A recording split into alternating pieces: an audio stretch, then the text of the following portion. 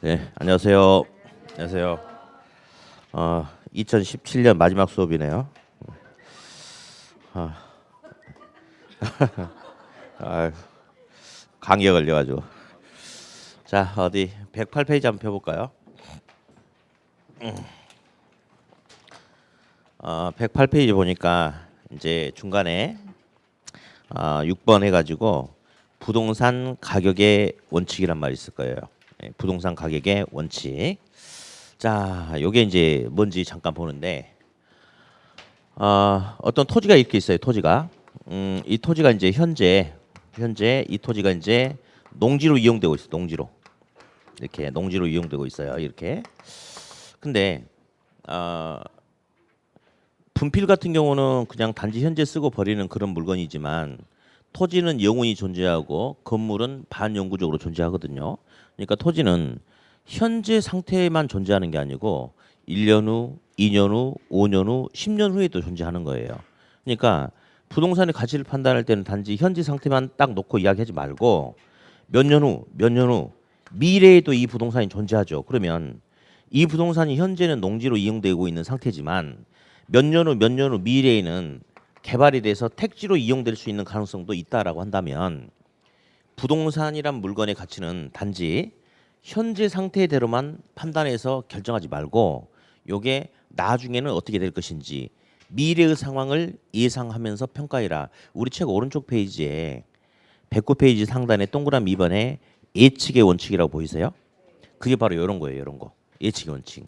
부동산의 가치를 평가할 때는 단지 현재 상태대로만 판단하지 말고 미래에 어떻게 될 것인지 미래를 예측하면서 평가해라. 이게 바로 예측의 원칙인데, 자, 이렇듯이 지금 우리가 배우려고 하는 가격의 원칙은 부동산의 가격을 알아보고자 하는 게 감정 평가인데, 감정 평가할 때는 무조건 이렇게 하지 말고 요런 룰을 줄 테니까 이런 룰을 고려해서, 즉 이런 지침을 줄 테니까 이 지침대로 해라라고 가격을 제대로 알아보기 위한 지침을 주는 원칙이다. 그렇게 일단 해석을 해도 괜찮을 것 같아요. 총 원래 이제 13가지가 있는데 우리 책은 그냥 입문서라서 그냥 몇 가지 용어 정리만 잠깐 나왔는데요. 일단은 다시 108페이지 맨 하단부에 박스가 하나 있어요. 박스가 있는데 박스 안에 파란색 블럭에 최유효 이용이란 말이 있는데 우리 저번 주에 한번 용어 들어본 것 같은데 최고로 유효하게 어울리게 이용될 수 있는 이용이다. 그 정도 용어 정리만 하면 될 것 같고요. 오른쪽 페이지 잠깐 볼 거예요. 이제 한 4개 나왔는데 4개 외에 몇 가지 더 얹어서 좀 설명할 거예요. 먼저 첫 번째 변동의 원칙이라는 게 있어요. 부동산의 가격은 끊임없이 달라질 수 있대요. 예, 그래서 일단은 그 동그라미 니은 잠깐 보니까 변동의 원칙은 가치를 추계하는 감정평가서에서 자 동그라미 기준 시점을 확정해야 되는 근거가 된다. 기준 시점 동그라미 치세요. 기준 시점은 용어가 나오든지 내용이 나오든지 무조건 시험에 출제가 되거든요. 그래서 기준 시점에 대해서 한번 해볼게요. 기준 시점. 자, 이 부동산의 감정가가 예를 들어서 3억이에요. 3억.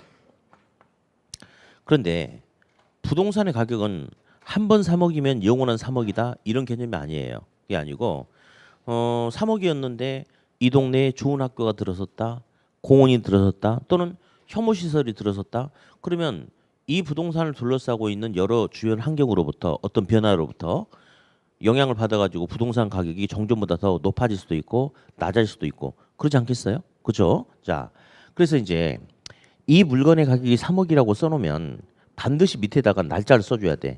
몇 년 몇 월 며칠을 기준으로 이 시점을 기준으로 봤더니 이 물건의 가격이 3억이다라고 이렇게 써줘야 되거든요. 가끔 이제 경매 같은 거 해보신 분들 보면 이렇게 감정가가 나와 있어요. 감정가가. 근데 우리가 생각하는 시세보다는 괴리가 좀 있는 게 있어요. 요즘에 보니까 아파트가 한 3억 3천 4천 정도 하는데 감정가는 3억에 나와 있는가? 왜 이렇게 싸게 나왔지? 그 이유가 있어요. 그 이유가 경매 개시 결정이 돼가지고 이 물건의 감정가를 얼마인지 평가하는 날짜는 예를 들어서 7월 27일인데 여차저차 해가지고 이게 실제 경매에 나와가지고 이렇게 입찰하는 날짜는 12월 27일이 될 수 있거든요. 이렇게 5달이 지났죠. 그렇죠. 그러면 사실 우리 요 근래 보니까 요 이렇게 수안지구 이쪽도 아파트 값이 좀 다 대부분 다 좀 많이 올랐잖아요. 그러면 5달 사이에 그전에는 그러니까 7월 27일 날 당시에는 이 당시 이 시점에는 감정가 3억이었어. 그 시세가 대충. 근데 12월 5달이 지난 그러니까 실제 경매하려고 이렇게 물건 나왔을 때 보니까 실제로는 한 3억 3천 4천 이렇게 될 수 있어요, 없어요? 있죠.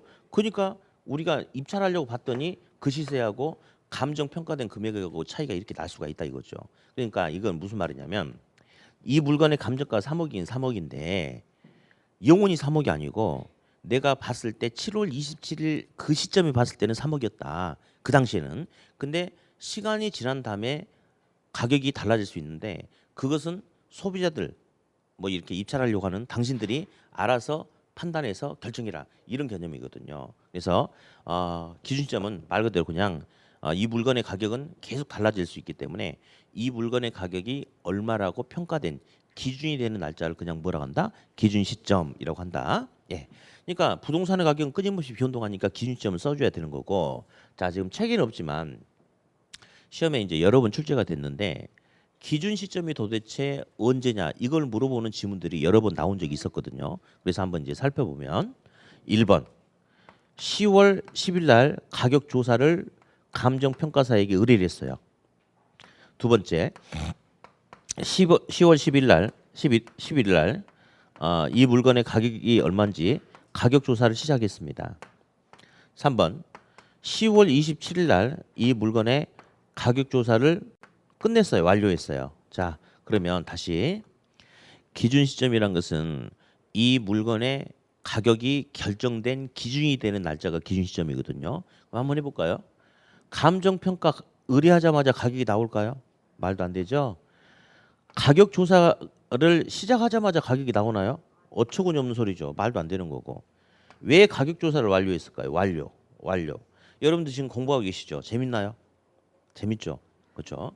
한 5년 6년 하면 재밌을까요? 말도 안 되는 소리죠. 그죠? 그럼 공부를 하다가 이제 공부를 완료하죠. 왜 완료를 해요? 그렇죠? 내가 달성하고자 하는 목표가 달성이 됐으니까 끝내는 거 아니겠어요? 그렇죠? 그럼 여기 보세요. 가격 조사를 완료를 했대요. 왜 완료를 했냐면요.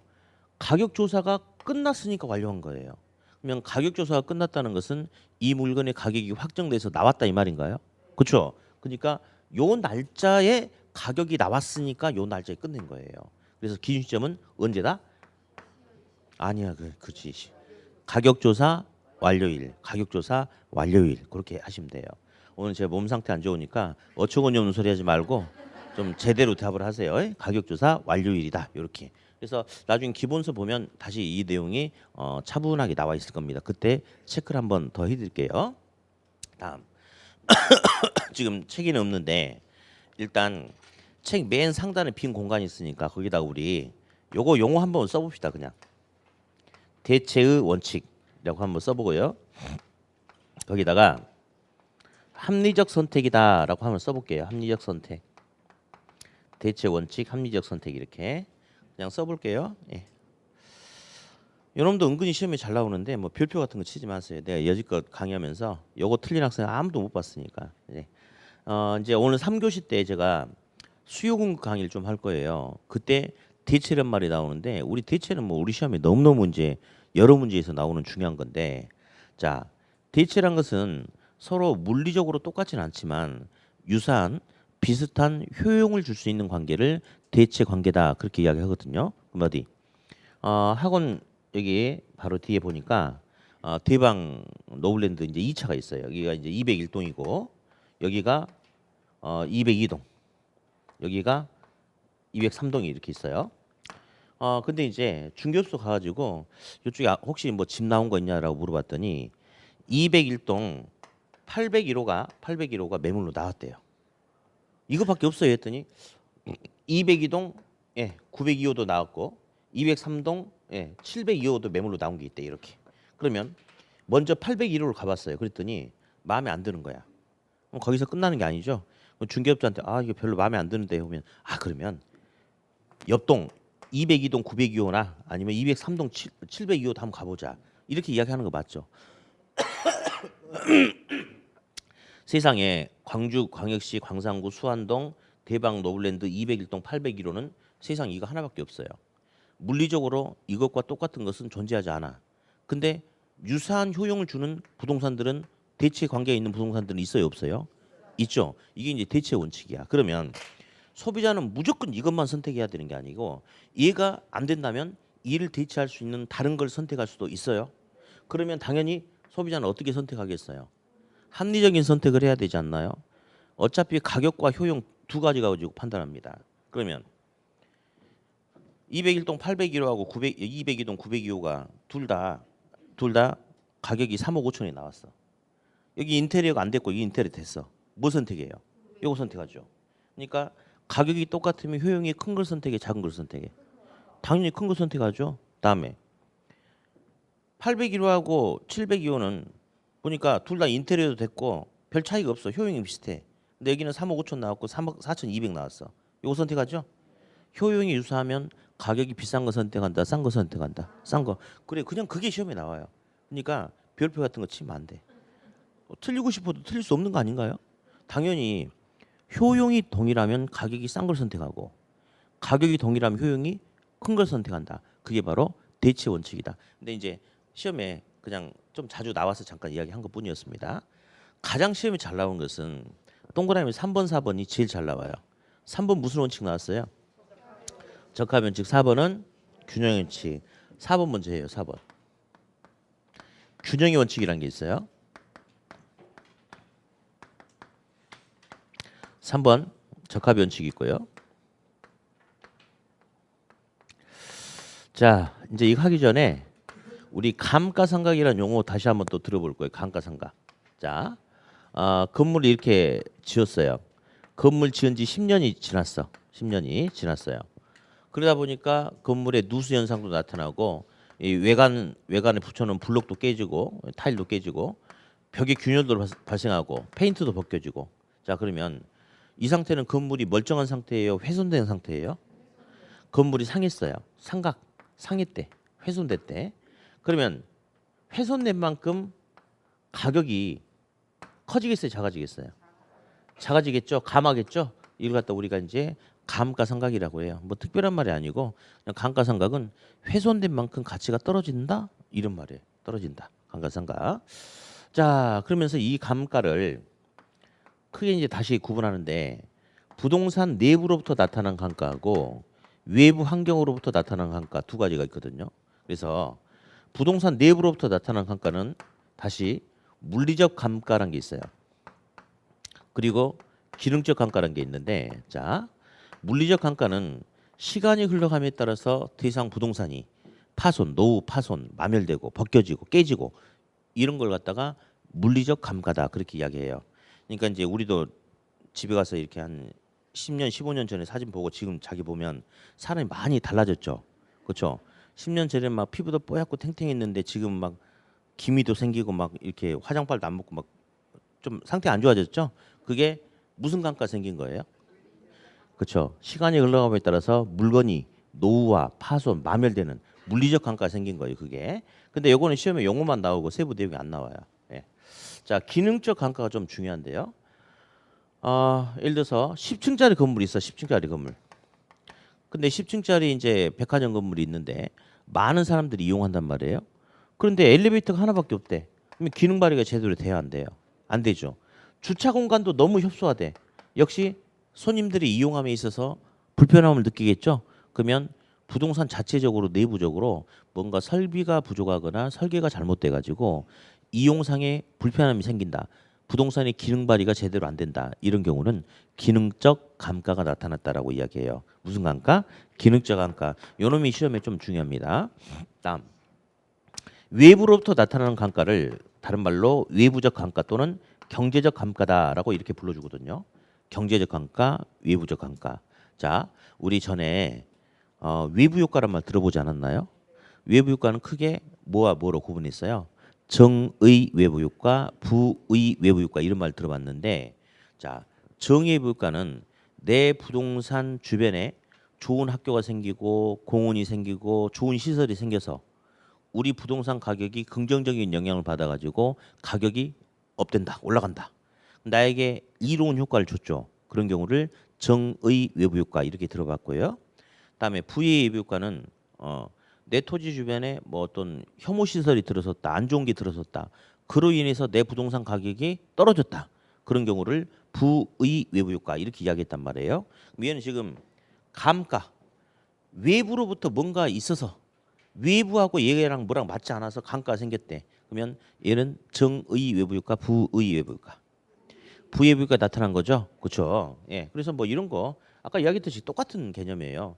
내 부동산, 내 토지는 그대로인데 만약에 이 외부적의 쓰레기 매립장이 들어섰다. 그로 인해서 내 토지 가격이 하락했다. 그런 경우를 외부적 또는 경제적 감가다. 그렇게 이야기를 해요. 자, 그러면 이제 균형의 원칙하고 적합의 원칙을 볼 텐데 균형의 원칙. 자, 백화점이 있어. 똑같은 사례를 그대로 들을게요. 백화점이 10층짜리 건물이 있는데 엘리베이터가 꼴랑 하나밖에 없다. 구조상에 뭔가 문제가 있다. 설비가 부족하다. 주차 공간이 너무 협소하다. 등등등. 그러면 부동산 내부 자체적으로 언밸런스 하잖아요. 그렇죠? 그러면 기능 발휘가 제대로 된다 안 된다. 기능적 감가. 이런 거 알아보는 게 균형의 원칙이에요. 그래서 균형의 원칙은 부동산 내부 자체적인 측면에서 봤을 때 어떤 설계, 설비 등의 어떤 부조화, 언밸런스, 균형을 이루냐, 조화롭게 균형을 이뤘느냐, 그렇지 못하느냐, 요걸 판단해 가지고 감가를 때리는 거예요. 그래서 얘는 부동산 내부 문제를 통해서 기능적 감가 여부를 판단한다라고 그렇게 이야기하고요. 나온 김에 하나만 더 여쭤볼게요.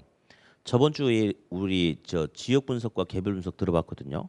그러면 균형의 원칙은 무슨 분석과 관련되죠? 내부 자체적인 문제니까 개별 분석과 관련되는 거죠, 그렇죠? 네. 여기 균형의 원칙 옆에다가 이거 하나 써놓으세요. 그 근처 빈 공란에다가 기여의 원칙이라고 하나 잠깐 써놓으세요. 그래가지고 생산비의 합이다라고 하면 틀렸다. 기여도의 합이다라고 하면 맞았다. 라고 일단 이렇게 잠깐 써볼게요. 그냥 아무데나 써보세요. 균형 원칙 근처에다가 기여 원칙 해가지고 생산비 합이다라면 틀리고 기여도 합이다라면 맞다. 그렇게 써보시면 돼요.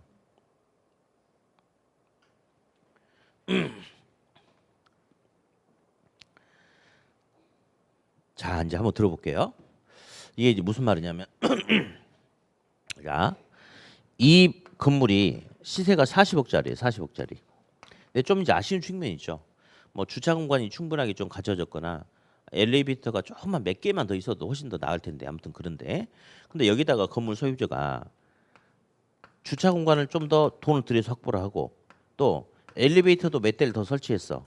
그럼에 따라서 들어간 비용이 4억 원의 비용이 들어갔단 말이에요. 그러면 단지 비용적인 관점에서 놓고 보면 40억짜리 건물에다가 4억 원 투입하니까 총 투입한 금액은 44억이에요. 근데 이런 경우에 40억짜리에다가 4억 원의 비용을 투입하면 무조건 44억이 된다? 그렇지 않죠. 않죠.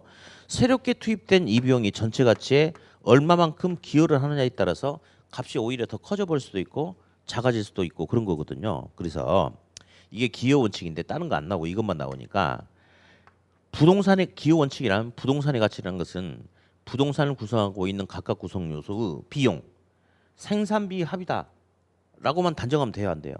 안 되죠. 새롭게 투입된 비용이 전체 가치에 얼마나 기여를 하느냐 거기에 따라서 값이 달라질 수 있다. 그래서 무슨 합이다? 기여도 합이다. 그래서 생산비 합이라고 하면 틀리는 거고 기여도 합이다 하면 맞고 딱 그렇게만 시험에 나옵니다. 네, 한번 들어봤고요. 다음 적합 원칙.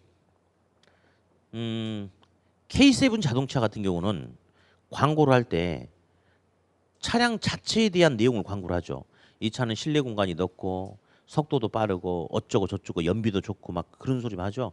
그렇게 광고를 하는 거지. K7 자동차를 광고할 때 이 지역은 어쩌고 교통이 어쩌고 이런 소리 안 해요.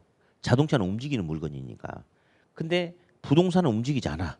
그러니까 부동산이 구조가 이렇게 됐느냐 저렇게 됐느냐 동향이냐 남향이냐 면적이 크냐 적냐 물론 이것도 중요하지만 이 부동산을 둘러싸고 있는 주변 외부 지역과의 관계에서 잘 어울리느냐 어울리지 못하느냐 그것도 부동산 가치에 미치는 영향이 크겠죠. 그렇죠? 그게 바로 적합변칙인데 자 적합변칙은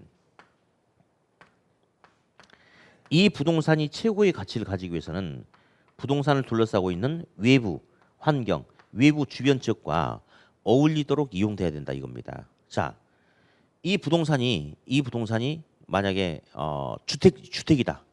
주택으로 이용되고 있다. 그러면 가치가 높냐 낮냐 판단할 수가 없어요. 주변 지역에 보니까 전부 다 상업지야. 근데 상업지면 상업지에 적합하도록 이용돼야 이것도 상업지로 이용되는 게 좋을 텐데 주변 상업지 내에는 주택지로 이용되고 있어. 그러면 주변의 토지 이용에 적합하지 않죠. 그러면 주변 상업지는 1,000만 원이면 얘는 750, 800 정도밖에 안 해요. 그러면 주변이 전부 다 주택지인데 거기 주택지로 이용되고 있다. 주변이 전부 상업지인데 상업지로 이용되고 있다.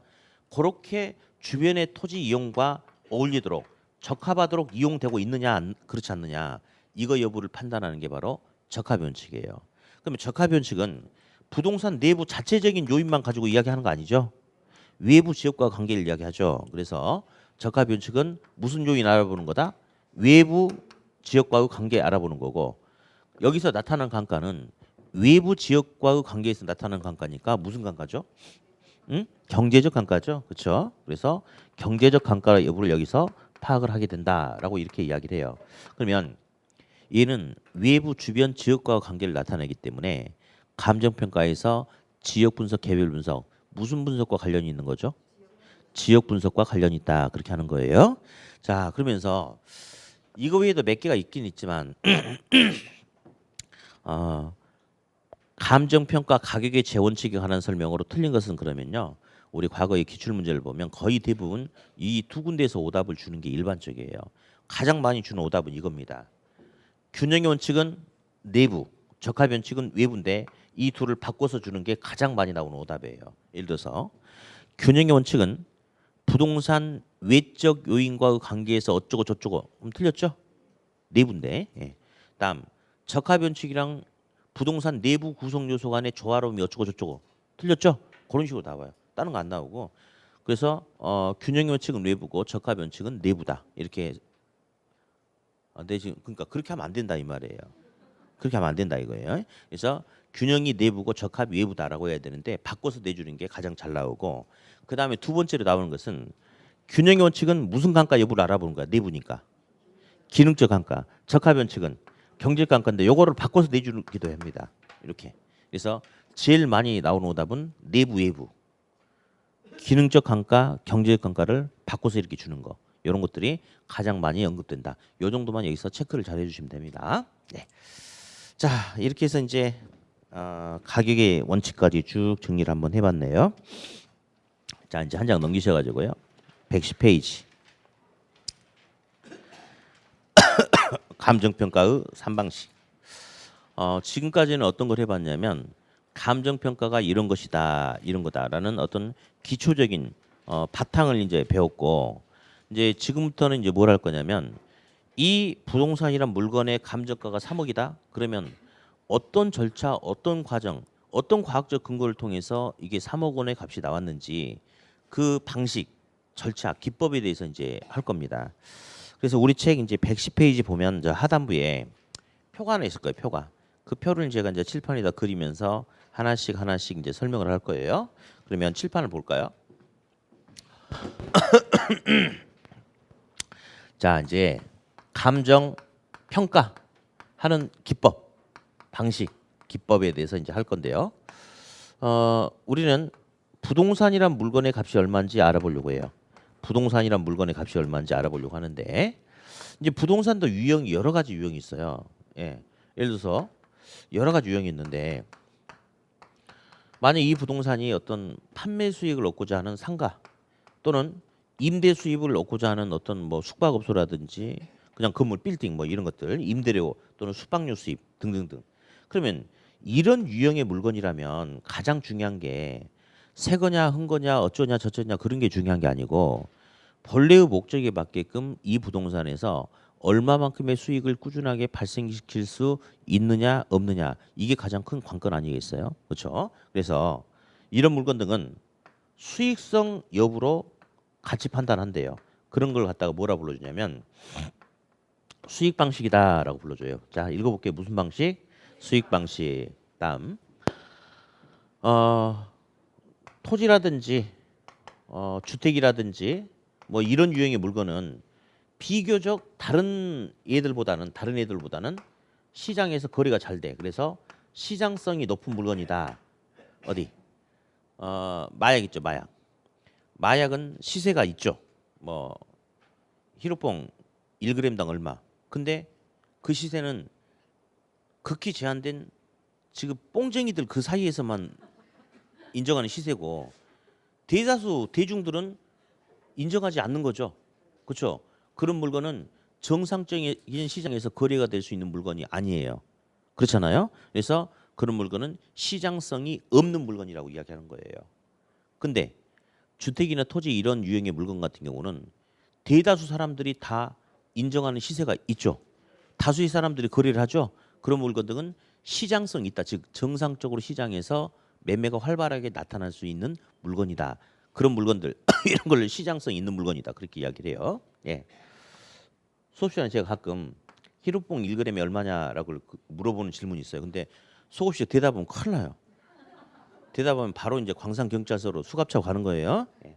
자, 그래서 이런 물건 등은 이와 유사한 물건들이 시장에서 거래가 활발하게 나타나니까 유사한 물건의 매매 사례하고 비교해서 이 물건의 가격을 평가한다. 이를 갖다가 비교 방식이라 한다. 무슨 방식? 비교 방식. 자, 이제 뭐 어떤 학교 시설이 있다. 실내 체육관이 있다. 공공 시설이 있다. 또 그냥 보통 어떤 특정하지 않은 그냥 일반 건물이 있다. 이런 건물 같은 경우는 이제 시장에서 매매가 활발하게 나타나는 것도 아니고 수익을 목적으로 하는 것도 아니에요. 그래서 이런 물건 등은 비용적인 관점에서 비용성 측면에서 접근해서 평가한다. 그래서 이를 갖다가 원가적인 측면에서 평가한다 해서 원가 방식이다라고 하는데요. 원가 방식은 이런 거예요. 우리 애한테 자동차를 하나 사줬어요. 10,000원짜리. 그러면 이 자동차를 사는데 투입된 비용은 10,000원이었어요. 그죠? 근데 방금 가지고 놀다가 이 뒷바퀴 뒤쪽 범퍼 이쪽이 깨진 거예요. 땅에 떨어뜨려 가지고. 제가 문구점에 물어봤어. 이거 수리할 수 있느냐 했더니 수리할 수 있대. 대신에 이 뒤쪽에 있는 범퍼란 부품을 교체를 해야 되는데 다 깨져 버렸기 때문에. 교체 비용이 얼마냐 했더니 3,000원이래. 그러면 이 물건은 3,000원만큼의 가치 하락이 나타난 거 맞아요? 맞죠? 3,000원만큼의 비용 손실이 생긴 거야. 그러면 단순하게 비용적인 관점에서 본다면 10,000원이란 비용을 투입해서 샀는데 3,000원만큼의 비용 손실이 생겨서 남은 비용 관점에서 남은 가치는 얼마다? 7,000원이다. 이런 게 바로 원가 방식의 논리입니다. 예, 저게 바로 원가 방식이에요. 헌거 가격은 새거 가격에서 헌것이 된 만큼 가치를 차감하고 빼면 나머지 잔존 가치가 된다. 이런 식으로. 네. 자, 이 세 가지 방식이 있는데 일단 한번 이제 여기 시험에 아주 잘 나와요. 지문으로 나오기도 하고 또 가로넣기로 나오기도 합니다. 가로넣기 이렇게. 그래서 이제 예를 들어서 괄호 이렇게 넣어가지고 다음 괄호 기역 니은 디귿에 들어갈 용어로 옳게 연결된 것은 이런 걸 물어보는 게 있어요. 근데 우리 시험에 가로넣기 시험은 쉬울까요, 어려울까요? 원래 가로넣기 시험이 되게 어려운 거예요. 딱 보자마자 처음에 저건 뭐다라고 이게 떠오르면 바로 맞히는데 그렇지 않으면 이제 한참 헤매는 게 가로넣기 시험인데 주관식일 경우 그래. 주관식 경우. 근데 우리는 객관식 해가지고 밑에 보기들이 있잖아요. 그러면 생각 안 나면 대충 보면 다 생각나게 돼 있어요. 그러니까 가로넣기 시험 우리한테 좋은 거야. 대신에 가로넣기 이런 것도 나오기 때문에 이제 이번에는 한번 나올 수도 있습니다. 이번 시험 같은 경우는 이제 텀을 두고 나오기 때문에 가장 이제 대비하는 좋은 방법이 그냥 수업 시간에 크게 그냥 읽어보는 거예요. 따로 할 필요도 없어요. 수업할 때마다 그냥 크게 읽어보면 이게 자동적으로 되는 거거든요. 그래서 남 눈치 보지 말고 목에서 피가 넘어도록 크게 읽었어요. 네, 휴지는 얼마든지 제공해 줄 테니까. 예. 자, 그래서 이제 이렇게 한번 읽어볼 거예요. 비용성, 시장성, 수익성. 시작. 비용성, 시장성, 수익성. 이 세 가지를 뭐라 불러주냐면 가격을 알아보고자 하는데 감정평가는 이 물건이 어떤 유형의 물건이냐, 거기에 따라서 시장성 측면, 비용성 측면, 수익성 측면 세 가지 측면에서 한번 알아보겠다 해서 가격의 세 가지 측면이다 해서 삼면성이다라고 한다. 뭐라 한다? 가격의 삼면성. 이제 이렇게 볼 거예요. 비용성 원가 방식 이런 식으로. 자, 시작. 비용성 원가 방식, 시장성 비교 방식, 수익성 수익 방식. 그러면 가격을 알아보고자 하는 측면이 세 가지 측면이 있으니까 각각 가격을 구하고자 하는 방식도 세 가지 방식이겠죠. 그래서 이를 갖다가 3방식이다라고 이렇게 그냥 불러줍니다. 자, 그러면서 이걸 좀 볼 거예요.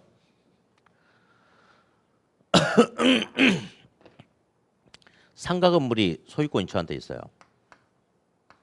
근데 이 소유권 안에는 상가를 처분할 수 있는 권리도 있고 직접 사용할 수도 있고 저당을 설정할 수 있는 권리도 있고 다른 사람에게 사용료 받고 빌려줄 수 있는 임대할 수 있는 권리도 있어요. 그렇죠. 그래서 하나의 소유권에는 여러 개의 권리가 있다. 그렇게 이야기하거든요. 근데 처분하면 5억 받을 수 있고요. 5억 원은 가격입니다. 가격, 가액. 임대하면 월세를 240만 원을 받을 수 있대. 240만 원 임대료, 줄여서 임료라고도 이야기해요. 그래서 이제 이런 표현이 있어요. 하나의 물건에 둘 이상의 서로 다른 권리 이익이 존재할 수 있다. 맞죠? 그러면서 각각의 권리 이익은 서로 개별적인 값으로 존재할 수 있다. 맞나요? 맞네. 그렇죠? 그러면서 이 가격이란 것은 부동산의 소유권과 화폐가 교환이 이루어지면서 그에 대한 대가로 지불된다 해서 가격은 교환에 대한 대가다. 그렇게 이야기하고 임대료를 줄여서 뭐라고 한다고 그랬죠? 임료. 이렇게. 임대료는 다른 사람이 내 부동산을 사용하고 수익을 얻고자 한다면 그에 대한 대가로 나한테 사용료 지불해야 되겠죠. 그래서 사용 수익을 줄여서 그냥 용익이라고 이렇게 이야기해요. 그래서 감정평가는 크게 교환에 대한 대가인 뭐 구하는 것과 뭐 교환에 대한 대가인 뭐 구하는 거? 가격과 용익에 대한 대가인 뭐 구하는 거? 임대료 구하는 거 두 가지로 다닌다. 그렇게 이야기를 해요. 그래서 감정평가는 가격 구하는 방법하고 임대료 구하는 방법 두 가지가 있어요. 네.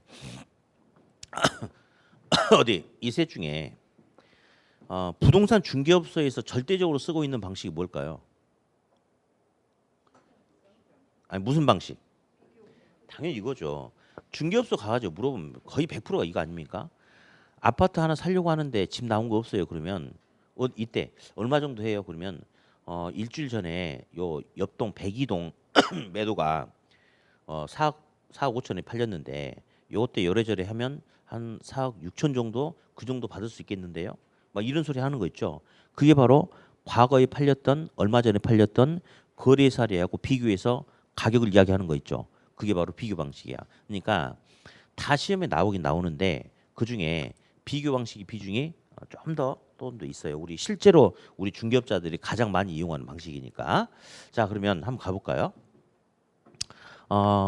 원가 방식에서 가격 구하는 방법과 임대료 구하는 방법이 있는데 가격 구하는 방법을 원가법이라고 얘기해요. 아까 제가 저기 자동차 깨진 거 이야기했잖아요. 그렇죠? 원가 비용적인 관점에서 보자 이거지. 자, 자동차 깨졌다. 훼손된 자동차 가격은 원래 새거 농가 얼마에서 10,000원에서 훼손된 만큼 흠것이 된 만큼 3,000원 빼니까 원가적인 비용적인 측면에서 남은 가치는 7,000원이다. 그걸 갖다가 원가법이라고 이야기해요. 그래서 원가법에 의해서 적절하게 산출되는 가격을 적산 가격, 적산 가액이다. 이렇게 이야기하고요. 임대료 구하는 방법을 적산법이라고 그래요. 적산법을 통해서 구하는 임대료를 적절되게 산출되는 임대료다 해서 적산임료 그렇게 이제 불러주고요. 비교 방식. 자, 비교 방식은 가격 구하는 방법을 거래, 이 물건과 유사한 거래, 매매 사례하고 비교해서 가격 알아보겠다. 거래 사례 비교법을 통해서 구하는 가격을 비준 가격이다라고 이렇게 불러주는데, 자 볼게요.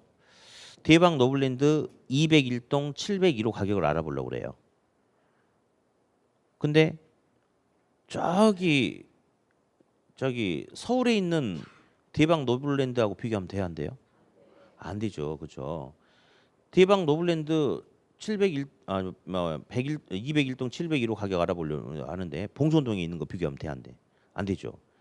저기 LG 자이하고 비교하면 안 되죠. 그렇죠. 유사한 놈하고 비교해야 될 거 아니에요. 그러니까 여기서 B는 무슨 말이냐면 비슷한 놈하고 비교한다 이겁니다. 비슷한 놈하고.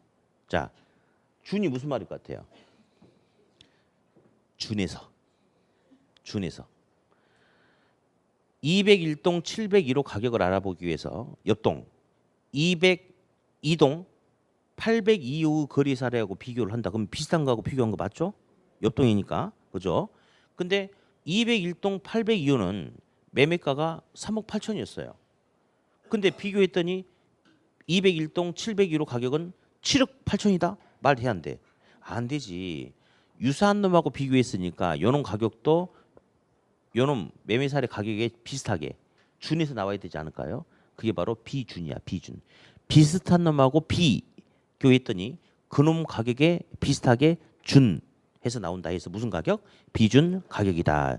용어 이해하는 게 중요합니다. 용어. 예. 다음 상가 임대료 알아보려면 임대 사례하고 비교해서 상가의 임대료를 알아본다. 그럼 어디? 임대 사례 비교법에 의해서 구하는 임대료 이름이 뭘 것 같아? 그렇지. 이거 비교하는 거니까 비준 임료라고 이렇게 불러주고요. 요건 지금 책에 없는데 요런 게 있어요. 오늘 다 배울 거니까 공시지가 기준법이란 게 있어요. 공시지가 기준법. 자, 이 공시지가 안에는 앞에는 뭐가 붙었냐면 표준지란 말이 붙었어요. 근데 생각해서 그냥 공시지가 기준법인데 저번 주에 이제 우리 이런 그림을 그렸어요. 이렇게 뭐 필수적 평가, 뭐 임의적 평가 뭐 하면서 제가 이제 이런 식의 그림을 그린 적이 있었거든요. 이렇게 그래서 뭐 토지가 뭐 여러 필지가 이렇게 있는데 이렇게 1번지, 2번지, 3번지, 4번지, 5번지, 6번지, 7번지가 이렇게 있다고 가정할게요. 근데 이 4번지가 표준지래. 4번지가 표준지래요. 그러면 4번지 토지 가격이 100원이라고 합시다. 그러면 이 100원은 뭐라 불러주냐면 표준지 공시지가다라고 불러줘요. 뭐라 한다? 표준지 공시지가. 그러면 여기서 1번지 토지 가격은 표준지하고 비교를 해요. 그러면 위치라든지 대지 면적 및 형상이라든지 여러 가지 차이가 있기 때문에 수정을 해야지 차이를. 그랬더니 1번지 토지 가격이 110원이야. 2번지 토지도 표준지하고 비교를 해요. 이렇게. 그랬더니 얘는 90원이야. 그러면 여기서 110원이 뭐냐면 1번지 토지의 개별적인 가격이래. 그래서 1번지 토지의 개별 공시지가라고 해요. 90원은 2번지 토지의 개별 공시지가야.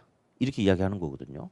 그러면 결국 이 말은 토지 가격을 알아보려면 누구하고 비교해서 누구하고 표준지 공시지가하고 비교해서 토지 가격 알아본다 이거죠. 그걸 갖다가 표준지란 말 빼고 그냥 공시지가 기준법이다. 그러면 결국 공시지가 기준법도 표준지란 토지하고 비교해서 토지 가격 알아보는 거니까 비교 방식의 일종이다라고 표현해도 괜찮겠습니까?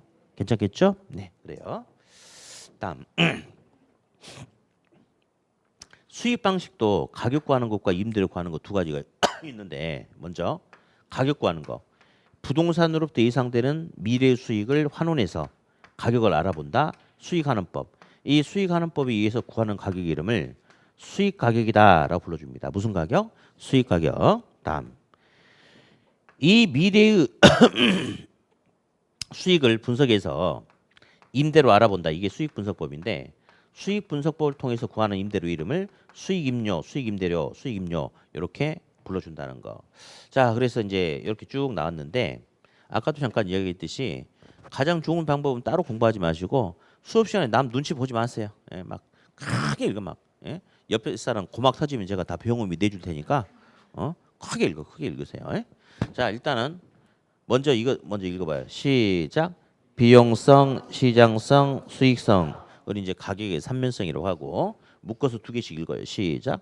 비용성, 원가 방식, 시장성, 비교 방식, 수익성, 수익 방식 이렇게 3방식. 그러면서 비용성, 원가 방식, 원가법, 적산가격, 적산법, 적산료. 자, 묶어서 시작. 비용성, 원가 방식, 원가법, 적산가격, 적산법, 적산료. 중에서 가격 구하는 게 시험이 줍니다. 임대료 구하는 거 나오는데 어쩌다 나와요. 그러니까 매번 임대료 구하는 거 공부하면 안 됩니다. 안 됩니다. 어쩌다 한 번씩 해야 돼요. 자, 그러면 요거 빼고 다시 읽어요. 시작. 비용성, 원가 방식, 원가법, 적산 가격. 다음 요거 시작. 시장성, 비교 방식, 거래 사례 비교법, 비중 가격, 임대 사례 비교법, 비준 임료, 공시 지가 기준법 이렇게. 그중에 역시 가격 구하는 게 주니까 요거 빼고 요것도 그냥 읽지 말고 한번 요것만 하겠습니다. 시작. 시장성, 비교 방식, 거래 사례 비교법, 비중 가격. 다음 이거. 시작. 수익성, 수익 방식, 수익 환원법, 수익 가격, 수익 분석법, 수익 임료. 역시 가격 구하는 게 주라고 그랬죠? 수익 분석법은요. 가로넣기 외에는 시험에 아예 내용 자체도 아예 안 나옵니다. 가로넣기만 나옵니다. 이거는.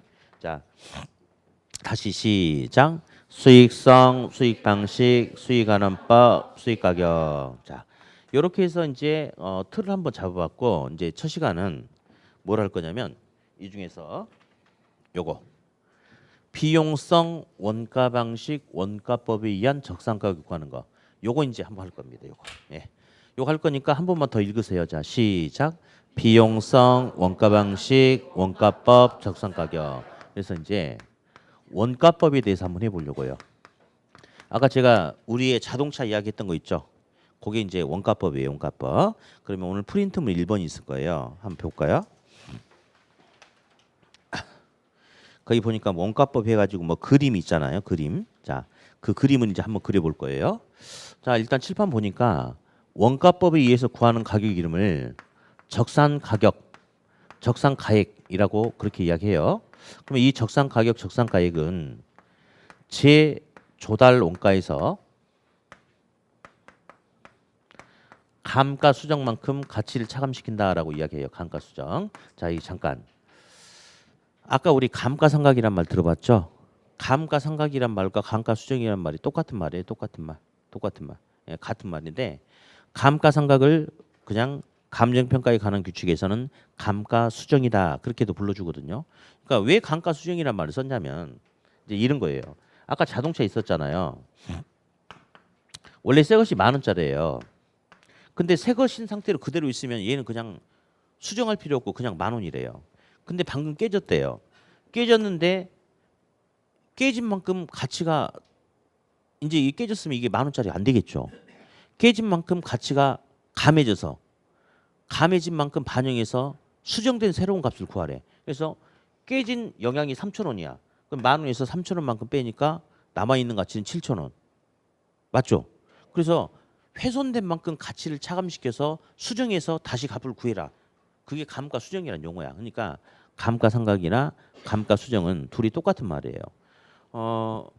밖에서 보통 다른 사람들하고 대화할 때 내 건물에 감가수정이 발생했다. 내 자동차에 감가수정이 발생했다. 그러면 사람들이 무슨 말인지 못 알아들어요. 내 건물에 감가상각이 발생했다라고 해야지 알아듣겠죠? 그렇죠? 자동차도 내 차에 기스 났다라고 해야지 알아듣지. 감가수정이라고 하면 몰라요. 근데 이제 우리가 알고 있는 감가상각을 시험에서 뭐라 그냥 부른다? 감가수정. 똑같은 말이다라고 생각하시면 됩니다. 자, 그러면 이제 그림을 한번 보니까 에펠탑이 하나 있어요. 그 에펠탑 한번 그려볼게요. 에펠탑이 있는데 보니까 이 건물이 이렇게 있어요. 건물이. 근데 그 에펠탑 바로 밑에 보니까 날짜가 08년 10월 27일이라고 찍혀 있지 않나요? 그 날짜 왼쪽에 무슨 시점이라고 나왔어요? 그래요.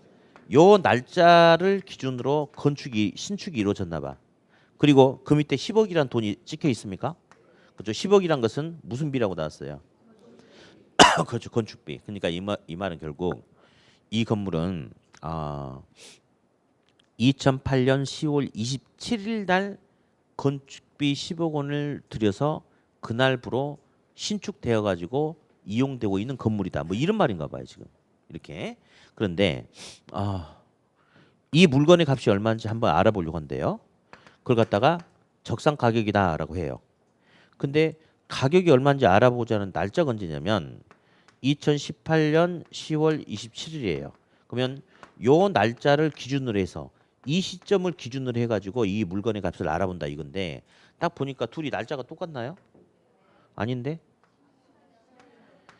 10년이 지났네. 10년이? 아, 그러면 요 부동산은 10년이 경과된 그러면 원래 새 건물이었는데 10년이 지났으니까 감가상각이 발생하겠어요, 안 하겠어요?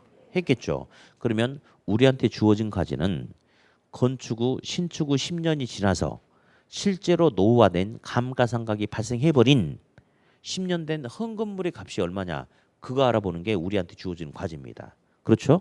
자, 그러면 10년 전에 지어졌던 것과 똑같은 헌건물을 자 읽어보세요. 무슨 시점에서? 기준 시점에서 다시 새롭게 다시 조달 만들어내면 비용이 얼마나 들어갈까? 그러니까 똑같은 물건을 다시 만들어낸대. 이렇게. 여기서 정말 조심해야 될 게 있어요. 이 10억의 이름이 뭐였어요? 건축비죠. 그렇죠? 예.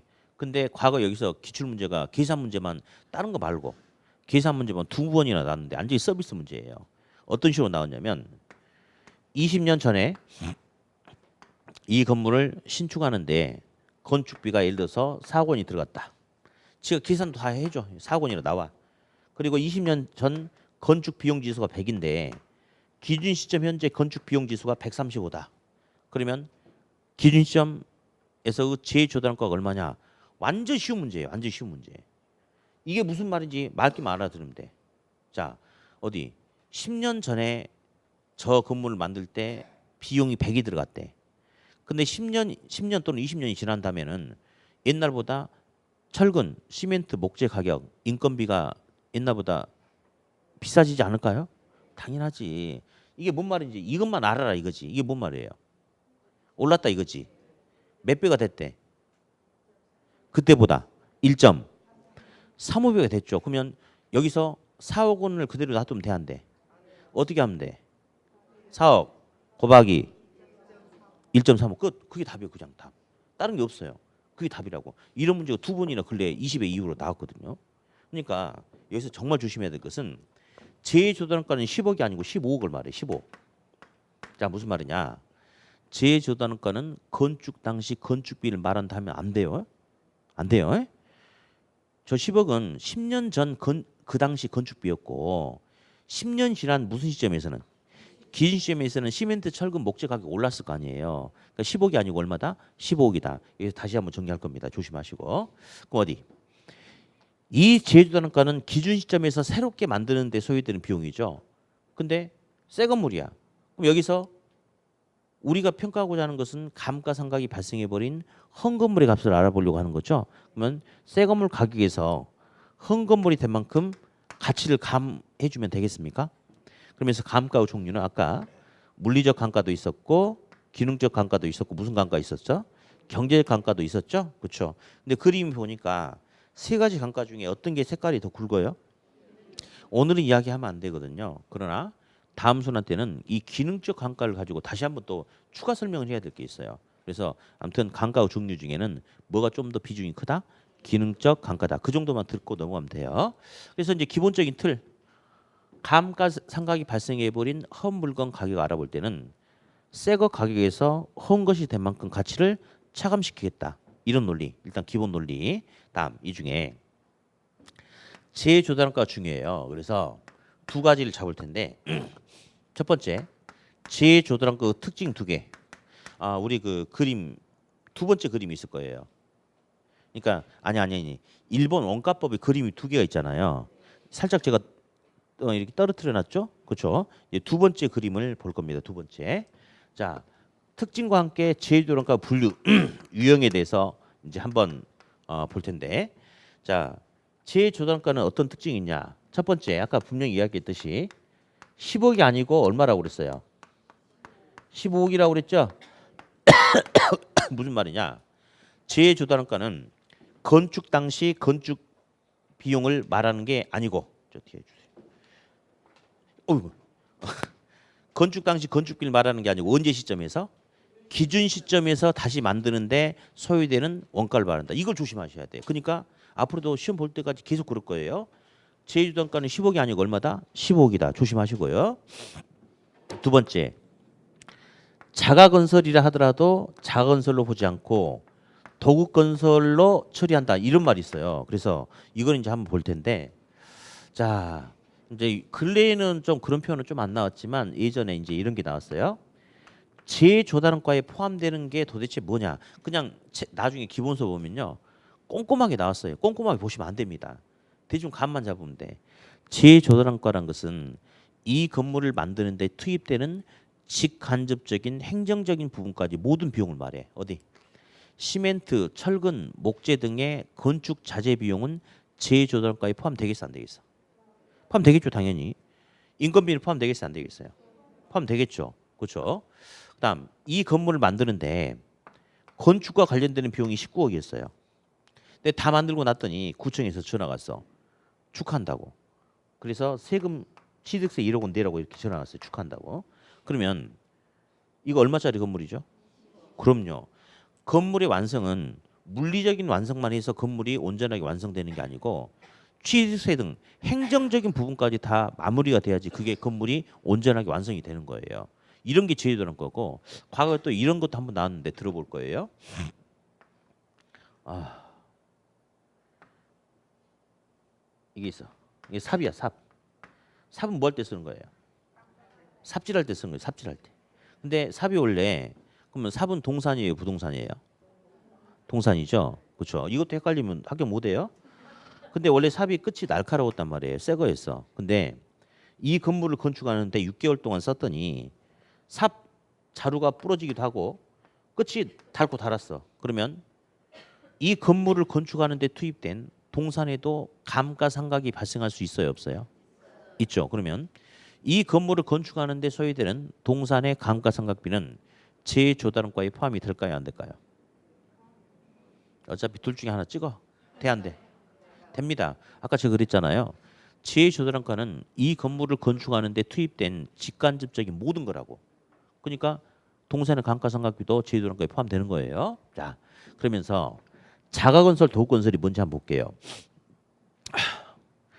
이 건물을 건축하는데 건축과 관련된 순수한 비용은 19억입니다. 건축은 6개월 걸리거든요. 근데 내가 직접 하지 않고 바빠가지고 건축업자 갑돌이에게 건물을 지어달라고 건축해달라고 시킨대. 돈 주고 일 시키면 도급, 돈 받고 일해주면 수급. 그러면 갑돌이는 저한테 돈 받고 일해주는 놈이니까 수급인 개발업자 또는 건축업자라고 이야기해요. 그래서 이거 해달라고 했더니 갑돌이가 자기도 먹고 살아야 되니까 6개월 동안 매달려야 되니까 적정 이윤 1억 원을 달래요. 당연하죠. 그렇죠. 그러면 도급건설은 20억이 도급건설이에요. 돈 주고 일 시키는 거. 근데 자가건설은 내가 갑돌이한테 일 안 시키고 직접 한다 6개월 동안. 그러면 6개월 동안 매달리면 얼마면 돼요? 19억이면 되죠. 이게 자가건설이에요. 근데 내가 6개월 동안 매달려가지고 19억 주고 직접 만들었어. 이거 19억짜리인가요? 이거 20억짜리, 20억짜리. 왜냐하면 기회비용을 생각해야 되겠죠. 내가 6개월 동안 매달려서 이 건물을 만들지 않고 6개월 동안 다른 데서 일하면 1억 원을 벌어올 수 있는데 내가 직접 여기 매달리다 보니까 다른 데서 1억 원을 벌어올 수 있는 기회를 날리는 거잖아요. 그러니까 얘는 내가 직접 만들어서도 19억짜리가 아니에요. 20억짜리입니다. 그러면 결국 그 말은 재조달원가에는 수급인 개발업자의 적정 이윤이 포함돼야 된다 안 돼야 된다. 포함된 도급건설 가격으로 처리한다 이겁니다. 그래서 오늘은 10억이 아니고 15억이다. 자가건설이라 하더라도 자가건설로 보지 않고 도급건설 가격에 준해서 처리한다. 일단 이거 잡는 게 주입니다. 주. 그리고 저기 이제 그림 두 번째 그림 오른쪽에 보니까 재조달원가 분류 유형이 있어요. 근데 요거는 그냥 용어 정리 용어만 듣고 넘어갈 거예요. 재조달원가는 크게 복재, 복조 원가라는 용어가 있고 대체, 대치 원가라는 용어가 있어요. 자, 용어 정리만 용어만 들을 거예요. 용어만. 이게 더 중요합니다. 복지원가는 대상 부동산과 물리적으로 동일한 부동산을 똑같이 만들어내는 것을 복지원가라고 그래요. 그래서 대상 부동산이 10층이면 복지원가도 똑같이 10층이고 대상 부동산이 엘리베이터가 부족한 심각한 기능적 결함이 있으면 복제원가도 똑같이 심각한 기능적 결함이 있다. 이렇게 물리적으로 동일한 부동산을 만드는데 소요되는 원가를 뭘 한다? 복제원가다라고 불러주고 대치원가는 동일한 효용을 주는 부동산을 만드는데 소요되는 원가를 말한다. 용어 정리만 하면 되겠어요. 용어 정리만. 예. 다시 여기서 다시 읽어볼 거예요. 자, 시작. 비용성, 원가 방식, 원가법, 적성 가격. 적상 가격은 제휴단가 빼기 감가수정. 그러면서 제휴단가는 10억이 아니고 15억이다 이 말이 건축 당시 건축비를 말하는 게 아니고 언제 시점에서 기준 시점에서 새롭게 조달하는데 소요되는 비용을 말한다. 이게 중요해요.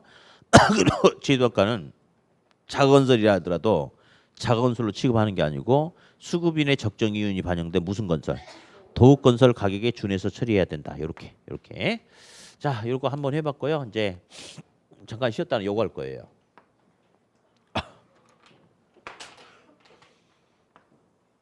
자, 한번 읽어보고 잠깐 쉬었다 할게요. 시작. 시장성, 비교 방식, 거래 사례 비교법, 비중 가격. 예, 잠깐 휴식했다 하겠습니다.